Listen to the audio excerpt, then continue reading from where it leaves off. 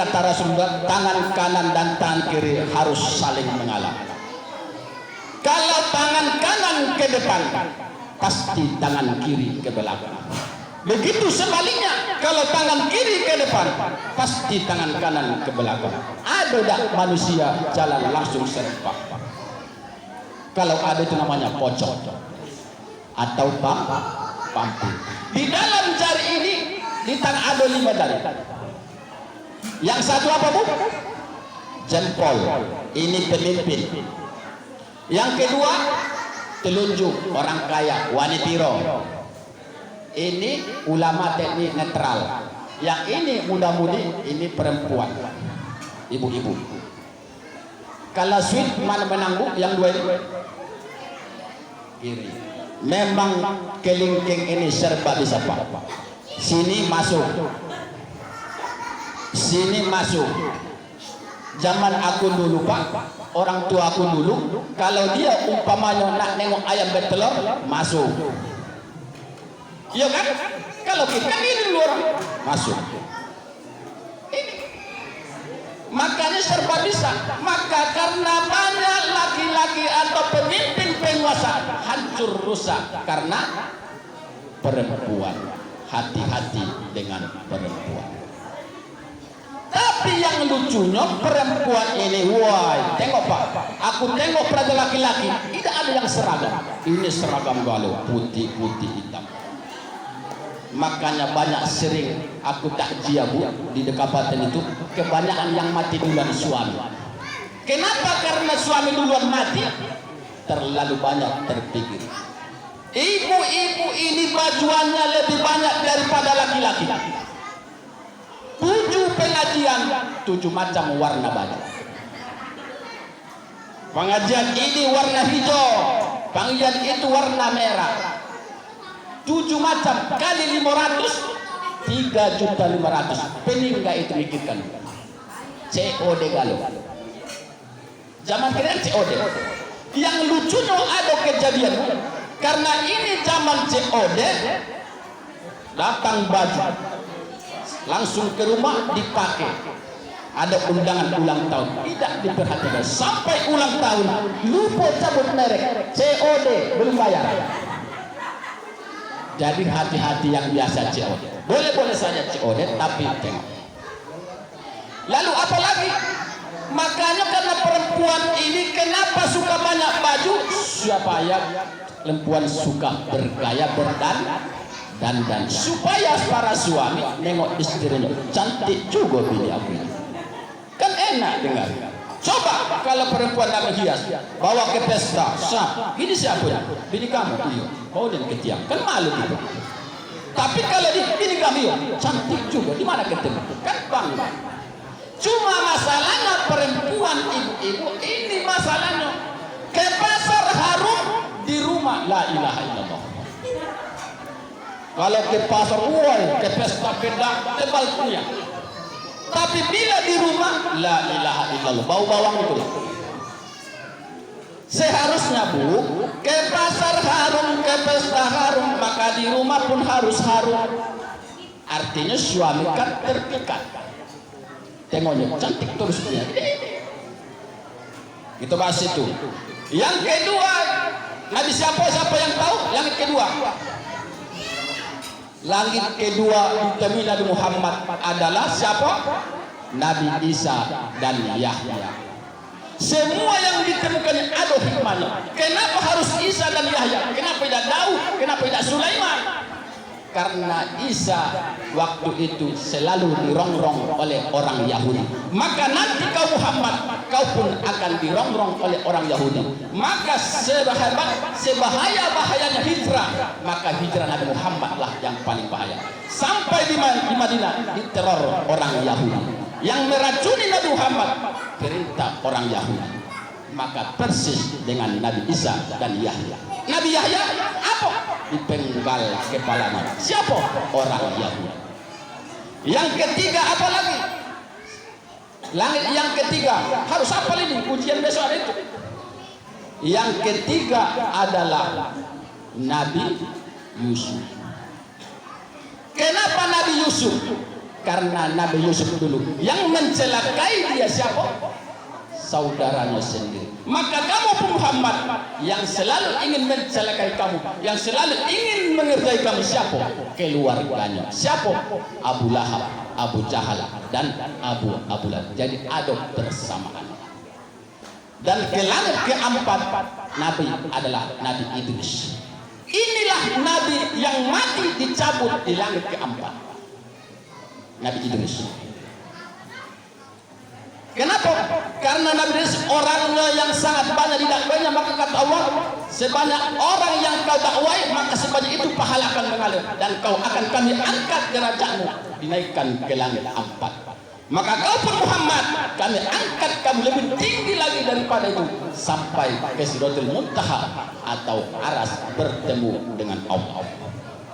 Yang kelima siapa lagi? Harun. Harun ini sebenarnya dulu bukan nabi, kakaknya Nabi Musa. Karena Nabi Musa ngomongnya tidak jelas, sadel. Apa bahasa sini? Sedal. Nah, apa kata Nabi Musa? Ya Allah ya Tuhanku, jadikan kakak aku ini, abang aku jadi nabi. Karena omongan aku tidak jelas, orang tidak paham. Maka dia jadi nabi. Karena Harun ngomongnya jelas. Harun disayangi oleh Bani Israel, sedangkan Nabi Musa ditakuti. Kenapa? Karena Harun besar bersama orang-orang Bani Israel, sedangkan Fir'aun besarnya kecilnya di istana Fir'aun. Yang keenam, siapa? Siapa yang apa? Yang keenam Nabi Musa. Musa ini paling sabar. Maka kau Muhammad harus sabar menghadapi umat. Dan yang ketujuh itulah Nabi Ibrahim. Ibrahim nyandar di Baitul Ma'mur. Maka sampai sekarang pun Ka'bah itu selalu ada yang tawaf tiap hari. Sampai ke tahap bertemu dengan Allah melalui adu batas tabir, dapatlah perintah. Itulah asal usulnya sholat dapat 50 kali sehari semalam. Untung ada yang penolong. Siapa yang nolong? Nabi Musa. Ketemu Nabi Musa, hai Muhammad, ya apa oleh kamu umatmu? Ada sholat fardu 50 sehari semalam. Apa kata Muhammad? Takkan sanggup umatmu.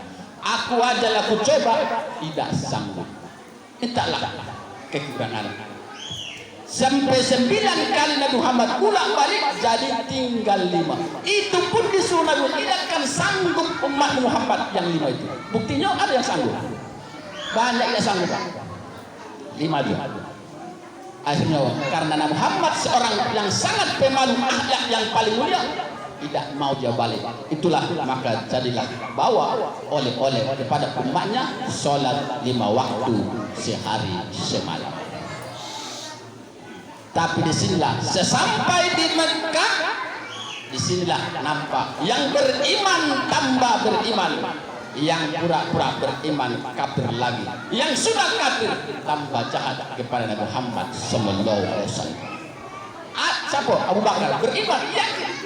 Kenapa Bu? Isra Mi'raj itu tidak bisa dipakai akal. Kalau dia oleh akal tidak mungkin. Kalau kebiasaan tidak bisa, tapi harus melalui iman. Maka tidak semua peristiwa kejadian di dunia ini harus melalui akal, harus melalui kadang iman. Contoh, ini anak kecil secara akal. Ini ada anak kecil pasti ada ayah dan makna. Mama ayah itu sebab, anak akibat. Ada anak kalau ada ayah dan makna. Kalau secara akal. Tapi kalau iman, Adam tidak ada ayah, tidak ada mak. Tapi iman Allah berkehendak ada. Maryam suami tidak ada. Tapi dengan iman kita yakin Allah berkehendak hamil. Maka zaman sekarang banyak perempuan di dunia ini tidak mau kalah dengan Maryam. Banyak perempuan tidak ada ayah hamil. Tapi hati-hati Pak, ini kadang-kadang saya sampaikan orang-orang penggul itu kadang-kadang disampaikan bukan yang dilarang, yang yang halal disampaikan. Kalau yang halal itu saya sampaikan, yang haramnya.